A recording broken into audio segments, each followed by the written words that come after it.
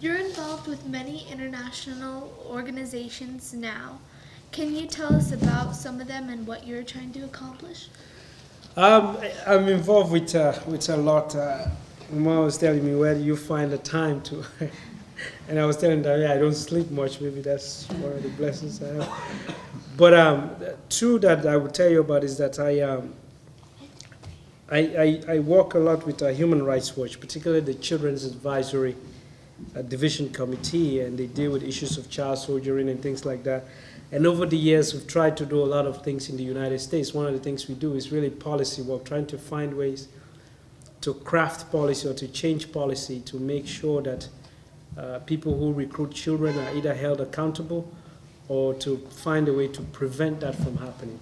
So, for example, in the United States before, if somebody who recruited a child soldier or children in war came to the United States, they would not, nothing would happen to them because that person would be protected by various sort of diplomatic rights and things like that. But if that child who was recruited showed up in the United States, they actually could be put in prison. Because if they showed up, for example, at JFK or LAX and says, oh, I'm escaping the war, I was a former child soldier, they would immediately take them to prison. And most of the time it would be an adult facility. And they will be kept there and they will check them whether they are psychologically sound or whatever it was before. They could choose whether they even want to believe their story or to put them back in the society and things like that. It gets even worse. If you get off the plane and 1 hour later you're now 18 or over 18, then they actually can put you in prison forever. But the guy who recruits you would come to the US and just walk about and go back. So Human Rights Watch worked to change that law, where now it's the other way around. Anybody who recruits a child soldier shows up in the United States, they will be prosecuted under federal law for doing that. The second part that we tried to do, which didn't really work, was to make it a requirement for the United States that whoever it gives military aid to doesn't use children in war, whether it's a country or a group. That didn't work very well. Nobody wanted to.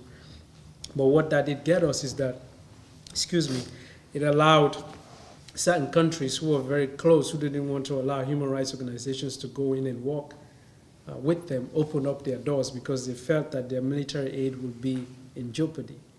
We would talk to them about the fact that we come in here to make sure that we're helping your children. They'd be like, we don't care. But when they realized that they may not get military aid from the United States, they budged. It's very interesting. So we do this kind of stuff. With the United Nations, particularly with UNICEF, I do work with Children in Armed Conflicts section and also with UNICEF. What we do, also that policy work, in addition, we go on the ground. Besides trying to strengthen international legal standards, I go on the ground to all countries in the world, from Colombia, Sri Lanka, Central African Republic, Congo, wherever there has been a use, sometimes even in favelas in Brazil. We go to places where people are carrying weapons and children are still carrying weapons and try to negotiate the release of those children from the fighting groups. Of recent, I was mostly in Central African Republic, which some of you may have heard of. That's sort of in shambles right now. So that's the work that I do. It's very dangerous work. There's no protection because the UN doesn't really have any army. It has an army, but it's a very weak army. It's terrible. You can't rely on them to protect you. They will not do it. So we pretty much go and try to negotiate with people we really don't like, but we cannot show that we don't like them. And we have to develop a relationship with them for the benefit of the children.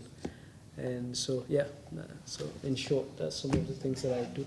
I have my own foundation and what else? Yeah, let's leave it at that, I think. Okay. As a follow-up question to that, you have questions about CONY 2012 and other programs you aren't sure are making a difference with child soldiers and child slaves around the world. What is something we can do to make a real difference for the kids our age around the world who are now soldiers and slaves? Well, one of the things for me, I've been on the other side and I'm now on the other side of it. I've been on both sides of wanting to do good in the world, and when people do good in the world, the impact that it has on you coming from the receiving end of it. So what I always want to do with people is that I want people to be really invested in what they're doing, to not just be passive do-gooders, you know, and people say that, oh yeah, I donated $10 to the Red Cross, I saved the world now, so I should rest. I don't like that, you know. I want you to be invested in knowing where is your $10 going to go, because I think it's as important to be knowledgeable about the change that you want to make in the world, because then actually you could find out what exactly you can do to have a better impact. So I can tell you, oh, do this and do that, but you may have a skill set. You may have an idea, you may have certain things you want to contribute, but if you don't learn about the situation, you're not going to be able to do what needs to be done or to understand it. So hence I was I didn't like Coney 2012 because it was a very sensational sort of thing, like buy a t-shirt and change the world. Hang Coney's picture on your wall, and first of all, that wasn't going to change anything, you know. And secondly, you know, nobody really thought about, you know, if in the morning you hang all these conies and try to make Coney popular, you wear his t-shirt, are you thinking about people who had escaped that war from Uganda, who may be staying in the United States, who are trying to forget that moment, and all of a sudden they see a bunch of people wearing conies, and you're going to re-traumatize these people again. So for me, it's that care to really pay attention to other people's humanity, to think about them as you would yourself, and find out what it is that you can do. A few years ago, I was, one example I'll give you, I was at Heritage High in Colorado, which is a school in Colorado, in Denver. And they asked me the same question. I said to them, well, you guys really learn about issues and see what you want to do. So they did. And they realized that, you know what we can do is find a school in Sierra Leone or any other country and become a sister school to them. And sponsor them, maybe go there. And so they did on their own without me saying it.